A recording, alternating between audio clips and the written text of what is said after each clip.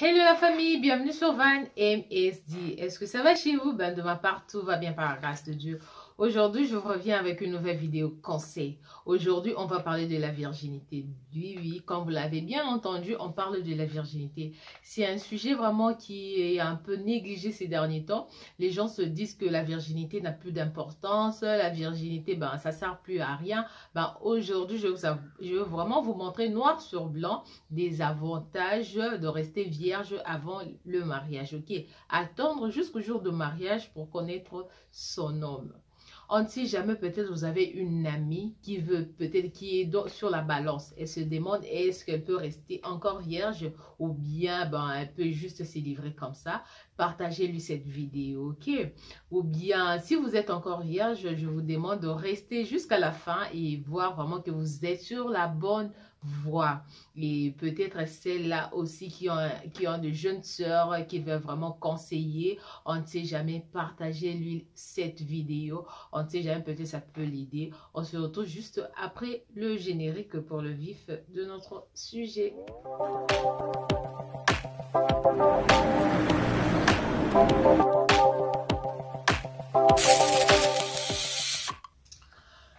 Comme je vous l'ai dit aujourd'hui, on va parler de la virginité.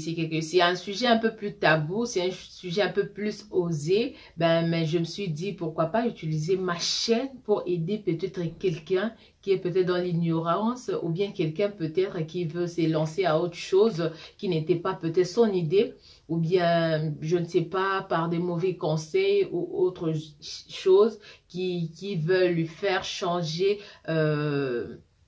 sa manière de voir les choses.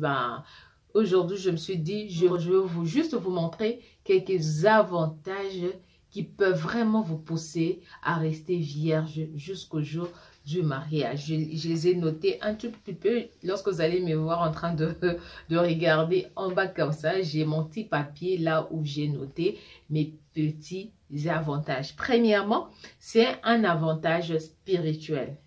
Je commence d'abord par la définition de la virginité. Qu'est-ce qu'est la virginité? On va les définir d'une manière vraiment terre à terre, d'une manière vraiment très simple que tout le monde peut comprendre. La virginité, c'est un état d'une personne. Aujourd'hui, on va parler de la jeune fille, ok? C'est un état de la jeune fille qui n'a pas encore connu d'homme. Donc, elle n'a pas encore connu d'homme, voilà, elle est vierge. C'est ça, en gros. Ok. Et aujourd'hui, nous allons parler de trois grands avantages. Et dans ces trois grands avantages, il y a de petits sous-points. Premièrement, il y a un avantage spirituel. Du côté spirituel, premièrement, étant que chrétienne, moi je suis chrétienne, je vous déconseille totalement de vous livrer à un homme avant le mariage. C'est-à-dire, vous allez déshonorer à votre Dieu, vous allez vous déshonorer vous-même d'abord.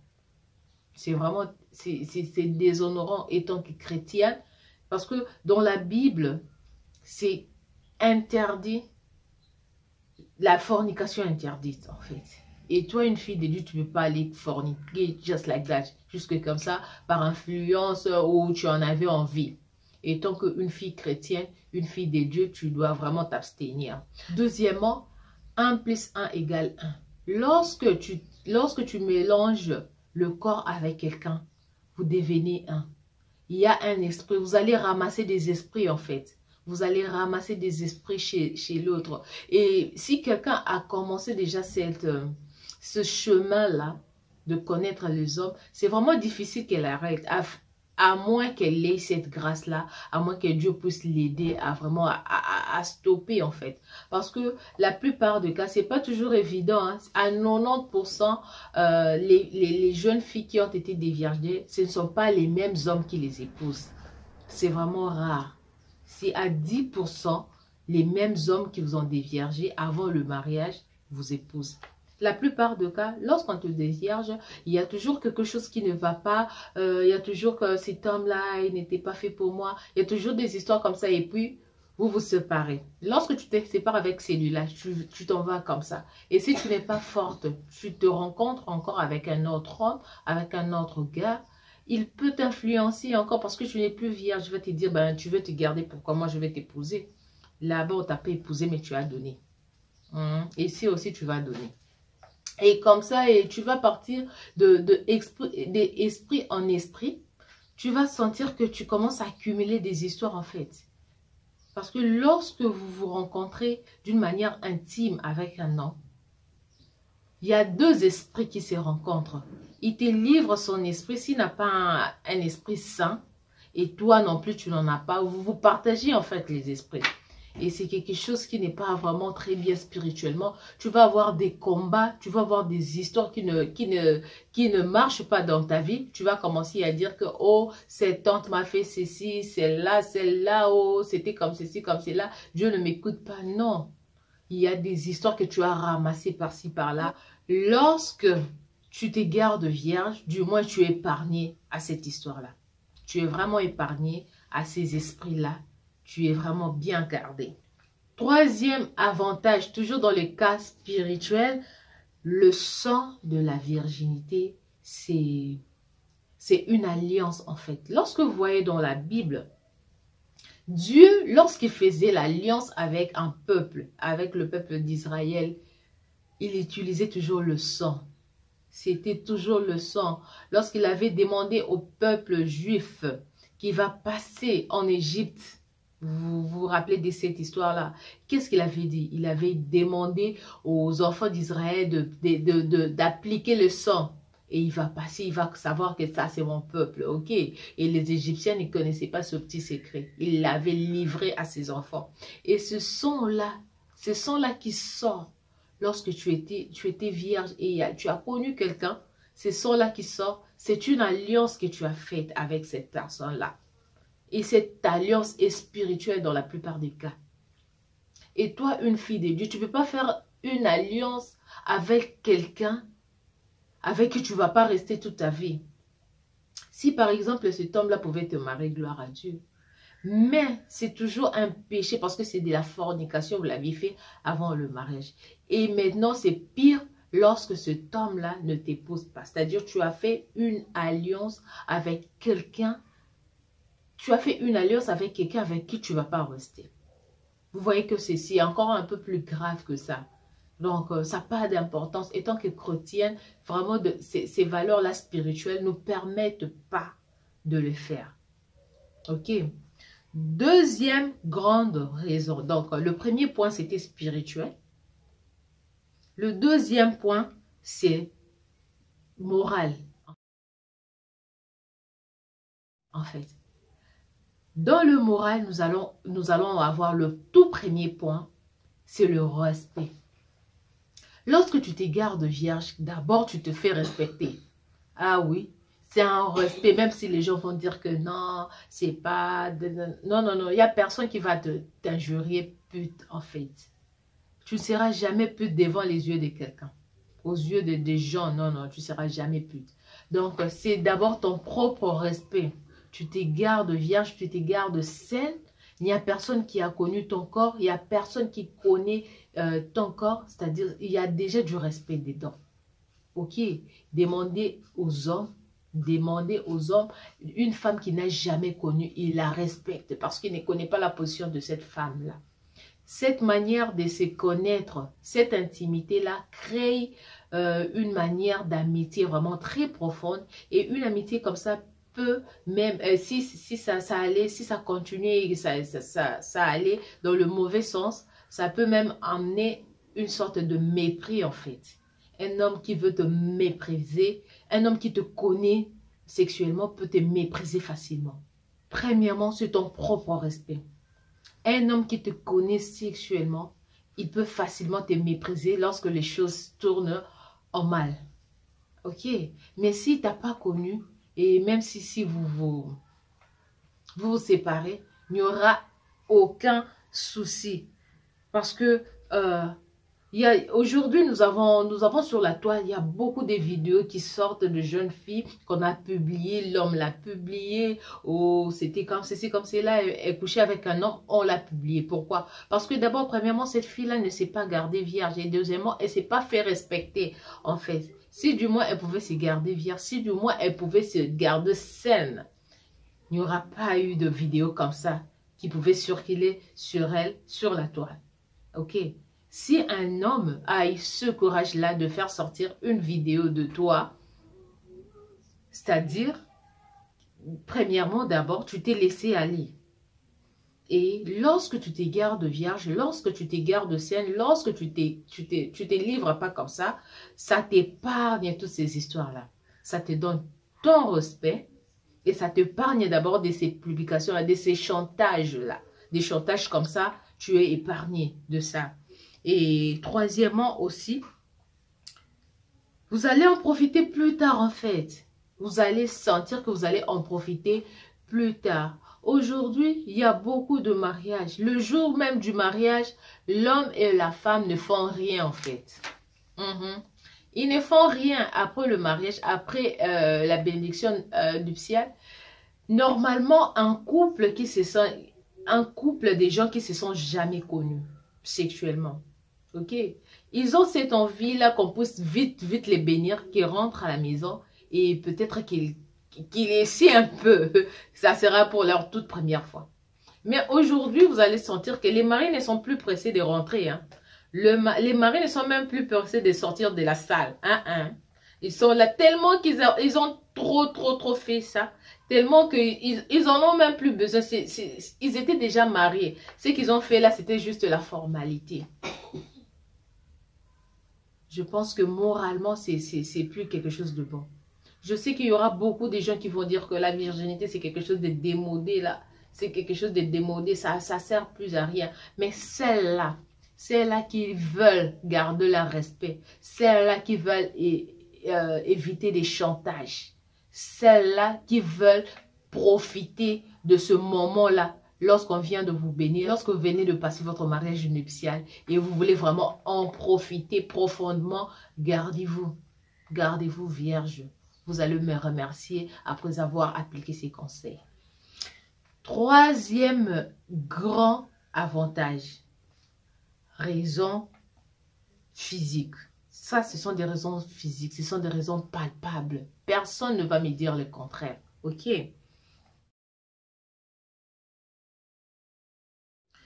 Se garder d'abord vierge va t'épargner de beaucoup de maladies sexuellement transmissibles. Comme le VIH-Sida. La plupart des cas, le VIH-Sida se transmet. Je sais qu'il y a des gens là qui vont me dire que oui, tu peux même l'avoir avec les objets tranchants, des histoires comme ça. Oui, j'accepte. Mais la plupart, à 90%, celles-là qui ont cette maladie-là, c'était sexuellement transmissible. Donc, évitez, c'est-à-dire vous pouvez vous garder vierge et vous allez beaucoup éviter ces maladies-là. Ou bien les infections sexuellement transmissibles, les maladies sexuellement transmissibles. Deuxièmement, aujourd'hui, on parle beaucoup d'incompatibilité sexuelle. Incompatibilité sexuelle. Moi, je ne comprends pas. Toi, tu es encore une jeune fille. Tu n'as même pas encore 25 ans, tu n'as même pas encore 30 ans. Tu rentres dans les mariages, ton homme est bien. C'est pas dire qu'il est impuissant comment. Il est bien. Mais tu vas raconter par-ci, par-là, oh, ces parties intimes ne sont pas compatibles avec moi. C'est-à-dire, il a des petites parties intimes comme ça. Comment ça? Comment ça? Alors que si tu pouvais te garder vierge, tu pouvais être facilement compatible avec ton homme, en fait. Cet homme-là pouvait se créer le petit chemin dans toi. Et tu pouvais facilement garder ton homme, en fait. Tu pouvais facilement être satisfaite avec cet homme-là. Mais lorsque tu as connu plusieurs hommes à la fois, tu as connu plusieurs hommes à la fois, et que ces hommes ne sont pas les mêmes en fait. Il y a ces hommes sont différents et c'est comme ça que leurs parties intimes aussi sont différentes. Et que tu as connu différents goûts. Et lorsque tu arrives dans ton mariage, peut-être cet homme-là, c'est Dieu qui a choisi cet homme pour toi. Et que maintenant, tu restes avec cet homme, tu commences à sentir que ton passé te rattrape. C'est-à-dire, tu commences à sentir que peut-être cet homme-là ne te suffit plus. Bon, ne te suffit pas parce que il n'est pas peut-être un peu costaud par rapport aux autres dans le passé qui t'avait connu. Vous voyez? Et c'est comme ça qu'il y a aussi beaucoup de divorces à cause de ça. Il y a beaucoup de divorces. Les jeunes filles qui ne se retrouvent pas dans leur mariage, elles se permettent de partir, de sortir, en fait, de faire l'adultère. Elles se disent que ben, avec cet homme, je ne me retrouve pas, il n'est pas ceci, il n'est pas cela, il n'est pas ceci, il n'est pas... Et puis, elle sort. Tu vois, et lorsqu'elle sort comme ça, d'abord c'est interdit bibliquement. Tu ne peux pas sortir comme ça étant que chrétien, ça c'est de l'infidélité. Et après, si peut-être on ne l'attrapait pas, et elle s'est retrouvée dehors comme ça et se disait, ben dans la maison là, et incompatibilité à 100%. Et elle fouille, elle peut même divorcer à cause de ça. Alors que si tu pouvais au moins te garder jusqu'au jour de ton mariage, ton mari pouvait être ta seule, tu pouvais être ta seule partie intime qui pouvait te connaître en fait. Et il pouvait créer son chemin de sa manière et tu pouvais voir que tout pouvait bien partir. Et il y a beaucoup de jeunes filles qui gâchent leur chance comme ça. Peut-être cet homme-là, c'est Dieu t'avait réservé cet homme-là. Et toi, par, je ne sais pas, par mauvaise conduite, tu peux gâcher ta vie comme ça et à la longue, tu le regrettes. J'ai une petite anecdote pour vous. Lorsque j'étais encore jeune fille, il y avait une fille que j'avais connue qui voulait se marier. Et comment ça s'est passé? J'ai vu qu'il y avait un jour, la jeune fille avait tellement traîné dans la douche en fait. Tellement qu'elle avait traîné dans la douche, moi j'étais là en train de l'attendre. Lorsqu'elle est sortie de la douche, je lui ai demandé, mais pourquoi tu as trop traîné comme ça toi aussi? Elle m'a dit, hé maman, j'étais en train de m'arranger. Parce que le mariage était à quelques jours, hein. C'était juste à quelques jours de son mariage. Qu'est-ce qu'elle faisait? Elle mettait le jus de citron. Elle mettait le jus de citron dans ses parties intimes parce que dans sa partie intime parce qu'elle voulait que ça soit resserré. Vous voyez, lorsque tu es encore vierge avant le mariage, je ne pense pas que tu auras besoin de tout ça. Ou mettre les citrons, ou faire ceci. Il y a les gens qui mettent les ginger. Les ginger, c'est quoi? Les gingembres. Les gens qui mettent, oh, mettez de l'ail dedans. Vous allez voir, faites ceci, faites cela. Mais ça reste, c'est quoi ça? Ça devient une cuisine. Ça devient une casserole. Vous voulez préparer. Qu'est-ce que vous voulez préparer? C'est pourquoi, pour éviter tout ça. Et ces histoires-là, ça porte même des maladies. Hein. Pour éviter tout ça. Pour éviter tout ça, mettre ceci, mettre cela, avant même le mariage. À moins que tu aies déjà entré dans les mariages, quand même tu as eu des enfants, au moins on peut encore comprendre. Mais toi, même pas un enfant. Tu n'as même pas eu un enfant. Même pas, tu n'es même pas encore entré dans les mariages. Ce n'est que tu commences seulement. On commence déjà à te dire, mais ceci, mais cela, mais ceci, oh, comme ceci, comme cela. Tu iras les tuer lorsque tu fais ceci, lorsque tu fais cela. Tu vois pas que toi-même, c'est pas honnête de ta part en fait. Tu pars, tu lui donnes des histoires que lui-même n'a même pas encore goûté. Il y a déjà des histoires. C'est déjà compliqué en fait. Ok. Vraiment, gardez-vous saine. Et que Dieu... Et Dieu va entrer en scène. Il va toujours vous bénir. C'était juste là, cette petite anecdote que j'avais pour vous. Ok, si tu es encore vierge et que tu regardes cette vidéo, peut-être tu as des amis qui veulent t'influencer, n'accepte pas. Écoute bien cette vidéo, ça peut t'aider. Il faut partager cette vidéo, on ne sait jamais. Peut-être tu peux aider quelqu'un. On ne sait jamais. Ok. Et troisième petit point, parmi les raisons physiques, la plupart de jeunes filles qui se sont mariées vierges, elles réussissent leur mariage. Ne venez pas me dire ici, oh c'est faux, c'est vrai. C'est même prouvé scientifiquement, il faut aller vous faire vos recherches. Elles réussissent leur mariage correctement. Parce qu'elles ne connaissent que leur mari. Oui, oui. Elle ne connaît, à moins qu'après le mariage, que la fille peut-être puisse être influencée, qu'elle aille en dehors de son mariage, qu'elle aille goûter ailleurs. Mais une jeune fille qui se garde vierge et qui se respecte. Parce qu'une jeune fille d'abord qui se respecte elle-même, elle ne peut pas laisser son mariage pour aller dehors. C'est-à-dire, lorsque tu t'es marié vierge et que tu te respectes et que tu te fais respecter, je te dis, tu vas réussir ton mariage 100%. 90% de filles vierges réussissent leur mariage. 90% de filles qui étaient mariées vierges réussissent leur mariage. Évite moins les divorces. Ok? Donc, c'était juste là les petits conseils que j'ai voulu vous donner. Que Dieu vous bénisse. Partagez cette vidéo, on ne sait jamais. Peut-être vous pouvez aider quelqu'un. Vous pouvez aider une jeune fille qui avait vraiment besoin d'écouter ces histoires. Ok? Que Dieu vous bénisse. On se retrouve à la prochaine vidéo. Peut-être conseils ou astuces cheveux ou peut-être couture. Je n'ai pas encore commencé à poster des vidéos couture banque. Mais ça viendra. Ok, que le Seigneur vous bénisse. À plus. Abonnez-vous, hein, n'oubliez pas de vous abonner. Aimez la vidéo pour que ça puisse être viral et que ça puisse aider quelqu'un. Ok, que le Seigneur vous bénisse. Bye.